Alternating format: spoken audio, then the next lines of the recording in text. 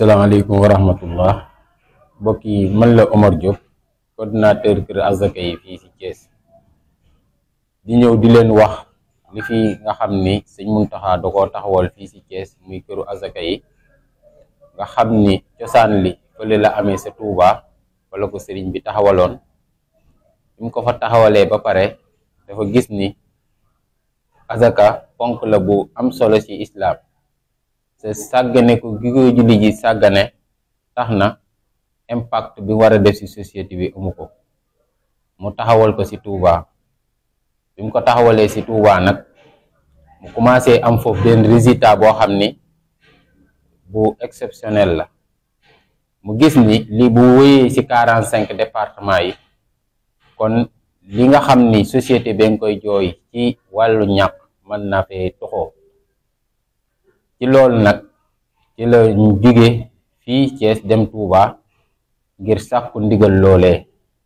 biñ ñu boolee comité ba fa nekk muy comité scientifique Kër Azaka yi, ñu toog ak ñoon jox ñu benn wasixat marji yi, mooy document de référence boo xam ni lépp liñ bëgg ci lañ ko sëriñ bi tënk.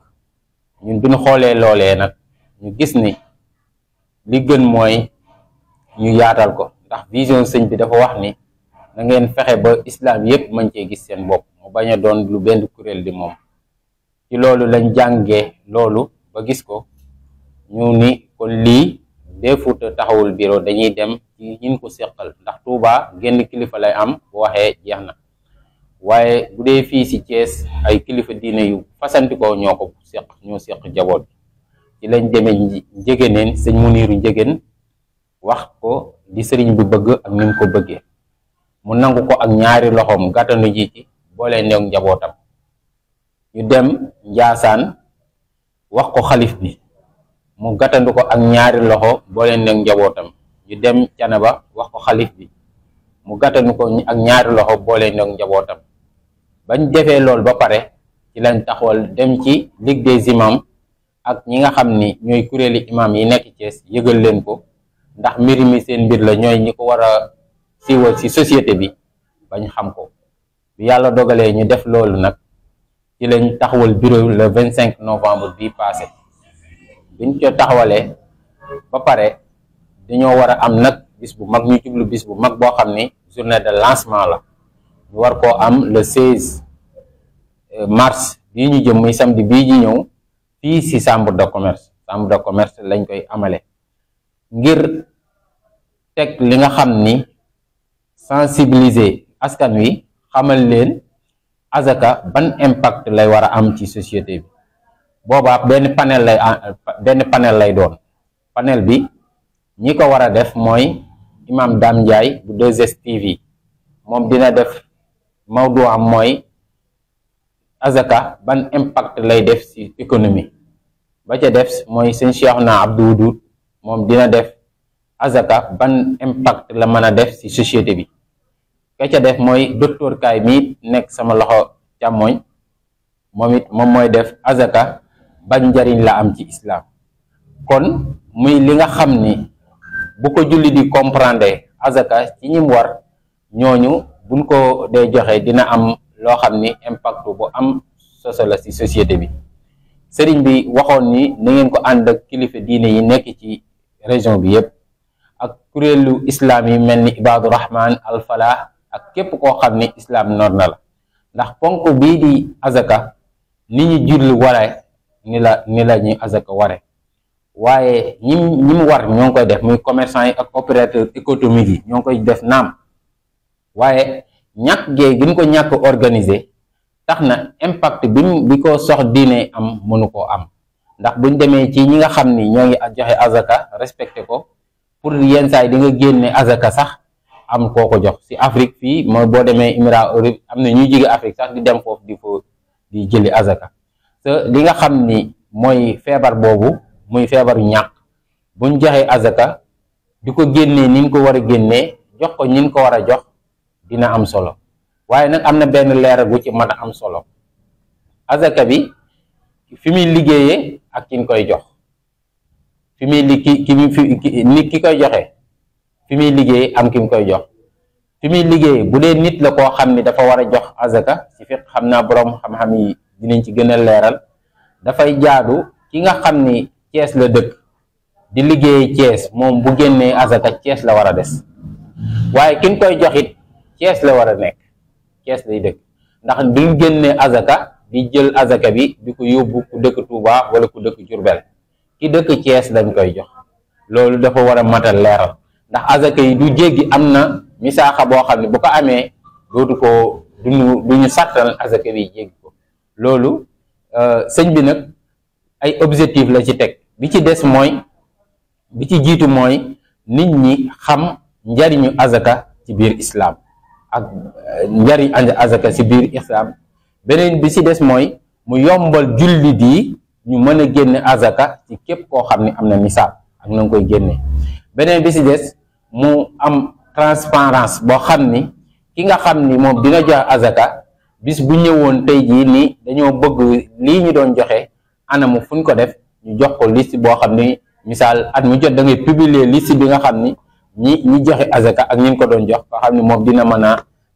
beneen bi ci des mooy mu feeñal ak yërmande ak dimbalante ci biir askan wi, ndax askan wi yërmande ak dimbalante da cee war a feeñ. loolu bu feeñee rek loolu alxayaat la yoo xam ni moom mooy objectif yi nga xam ni azaka bi dinañ ko ci jot. kon lii mooy li nga xam ni bu dee amu leen benn laaj bu nga xam ni yéen journaliste di ngeen ñu ko laaj, lii mooy li nga xam ni moom leen doon gaaral ci bis bi lu ko tax a jóg. moo ngi jóg bis bi le 16 la fii ci chambre de commerce, di ko dalee 11h ba 14h.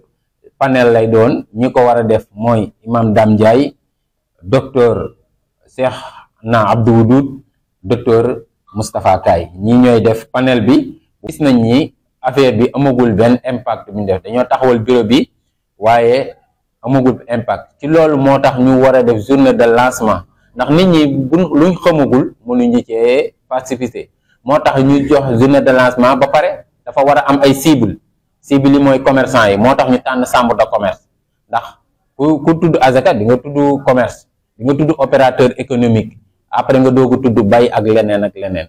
loolu moo tax amagul benn résultat boo xam ne defagul nañ ko. dañoo toll ci lancement, nit ñi xam kër gi, buñ ko xamee kër gi comprendre ko, buñ ko comprendre dañ ci nañu gën waa si mën a génne seen azaka. Effectivement, Kër Asaka yi ou maison de la zakat a été créé à Touba sur l'ordre du calife général des Mourides, Serigne Mountakha Mbacké, que Dieu le protège et le préserve. Il est affilié à Touba Ca Kanam et se trouve sous sa tutelle. La zakat étant un des piliers fondamentaux de l'islam, dont le caractère et les ayants droit sont clairement spécifiés par le Seigneur dans le Coran honoré, prélèvent de leurs biens un sadaqa pour laquelle tu les purifies et les bénis et prie pour eux. Verset 104, Surat At-Tawbah, le repentir. En pole position, nous avons les pauvres et les indigents. Dieu dit dans le Coran, honorer les sadaqat ne sont destinés que pour les pauvres et les indigents, ceux qui travaillent, ceux dont les cœurs sont à gagner à l'islam, l'affranchissement des jougs, ceux qui sont lourdement endettés dans le sentier d'Allah, et omniscient et sage. Coran verset 60. Ce qui confère à la zakat une importance capitale, aussi bien individuellement que collectivement. De ce point de vue, elle constitue le moyen le plus efficace pour lutter contre la pauvreté et mener des actions de solidarité en faveur des plus faibles. Pour cette raison, l'entraide et la solidarité au sein de la communauté sont devenues une préoccupation majeure des adeptes du Cheikh, qui participent activement dans la réalisation des ODD, objectifs de développement durable. Sortir la zakat et assurer convenablement sa distribution est aujourd'hui devenu une conviction très partagée chez beaucoup de musulmans.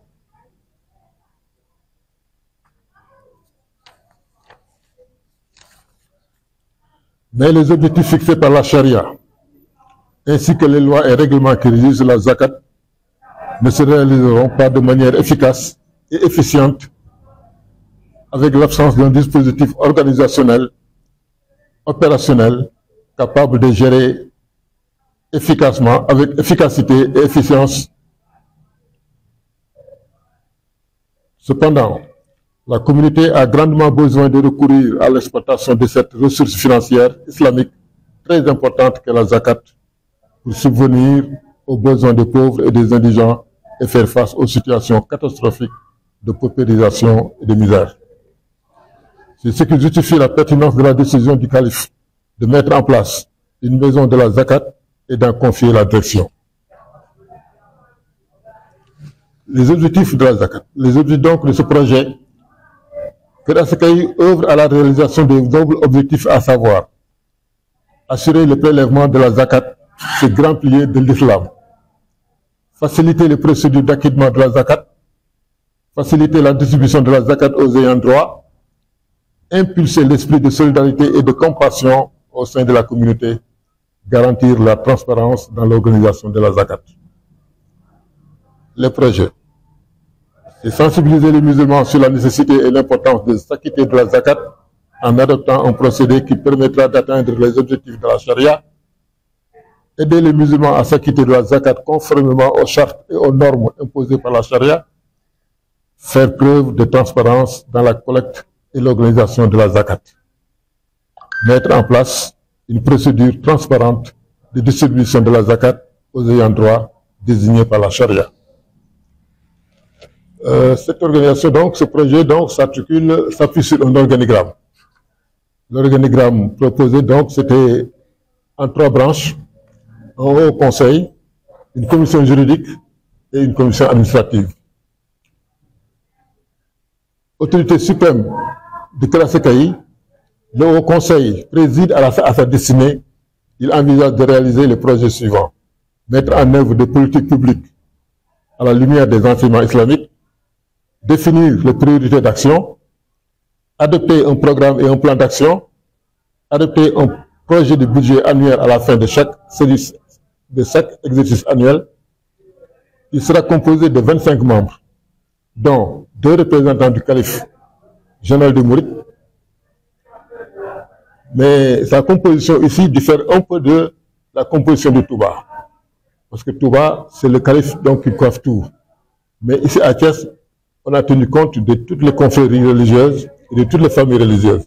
C'est pourquoi le Haut Conseil que nous avons mis en place est composé de tous les chefs religieux, de toutes les maisons religieuses, Tiaoun, Touba, Ndiassane, Thiénaba, ainsi de suite. Donc, c'est donc les chefs religieux d'abord. Et il y a aussi 2 représentants, des personnalités religieuses, les imams, les grands érudits, ainsi de suite. Il y a aussi les représentants, 4 représentants parmi les hommes d'affaires. Parce qu'on veut que aussi, comme la structure, il y a aussi les plus possibles, c'est les hommes d'affaires, les commerçants, les opérateurs économiques. Il faut que aussi qu'ils intègrent le bureau, le haut conseil. C'est-à-dire donc, c'est le conseil d'administration. 2 représentants parmi les femmes et 3 experts en matière de zakat. Donc voilà ce qui compose maintenant le Haut Conseil. Il y a la commission juridique. La commission juridique s'occupe des questions juridiques de l'enseignement et de la sensibilisation. Sa mission est de veiller au respect scrupuleux des lois de la charia dans toutes les activités et transactions concernant Kër Asakayi, mettre en avant la loi islamique, la charia, dans la résolution de toutes les questions et problèmes impliquant le Kër Asakayi, élaborer un programme de sensibilisation et d'enseignement pour Kër Asakayi. La commission juridique est composée de personnalités scientifiques qui, de concert avec d'autres compatriotes, sensibilisent et donnent des directives et des orientations sur tout ce qui a trait au caractère obligatoire de la charia, de la zakat, de l'aumône, de l'expiation, de l'ex-voto et du waqf islamique, ainsi que les règles de jurisprudence qui l'existent. Il est composé de 15 membres. le président de la commission, son vice-président, son secrétaire et 6 autres membres. La commission administrative. Commission administrative, c'est l'organe administratif chargé de la mise en œuvre de politiques de Kër en matière de collecte, de distribution aux ayants droit, de conscientisation des masses et d'aide en matière de zakat.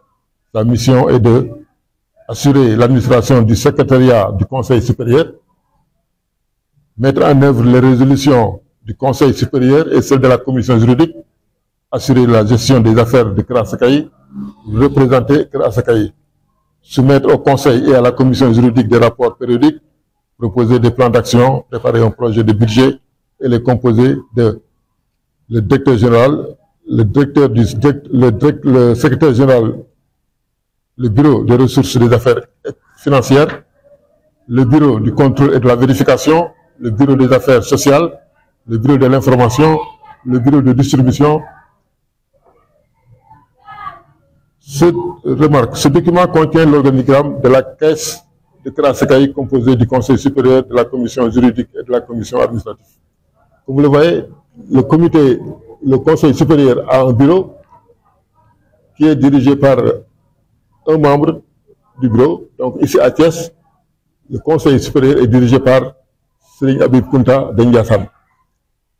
Montrer quand même le caractère quand même large que vraiment Kër ne concerne pas seulement Touba, mais concerne toute la communauté musulmane. Donc il y a donc le président et un vice-président. Maintenant c'est le secrétaire maintenant administratif, c'est le secrétaire administratif qui assure maintenant le secrétaire du Conseil supérieur. Il y a maintenant le Conseil, il y a la commission juridique, dont le président de la commission est aujourd'hui Dr Moustapha Kaye à ma gauche, qui est le président de la commission juridique, qui est chargé de tout ce qui concerne la charia. Son adjoint donc c'est Imam Omar Diop, le coordonnateur. Donc voilà l'organigramme de la maison de la Zakat. Je crois que voilà. Je crois que maintenant, depuis lors, on a mis en place, comme l'a dit Omar Diop tout à l'heure en Wolof, le bureau a été mis en place le 25 novembre et on avait mis en place un plan d'action. Dans ce plan d'action, on visait à toucher toutes les autorités administratives, locales, les opérateurs économiques pour une large information. Et on a retenu la date du 16 mars pour tenir une grande conférence, un panel sur la zakat, en invitant toutes les couches de la société, surtout les commerçants, qui sont les cibles privilégiées parce que ce sont eux qui sortent en général la zakat. C'est donc nos principales cibles. Voilà, la rencontre doit se tenir donc maintenant le 16 mars à la Chambre de commerce. De 11h à 14h.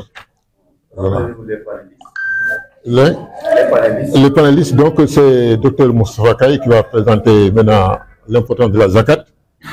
Le Seigne Abdou Mbaki Wadoud, Seigne Cheikhna Mbaki Abdou Wadoud, qui va présenter la dimension sociale, et l'imam Ahmad Damdiaye qui va présenter la dimension économique de la zakat. Voilà donc les 3 panélistes. Et qui sera aussi, le panel encore sera modéré par Dr Cheikh Ndiaye. Voilà, je vous remercie.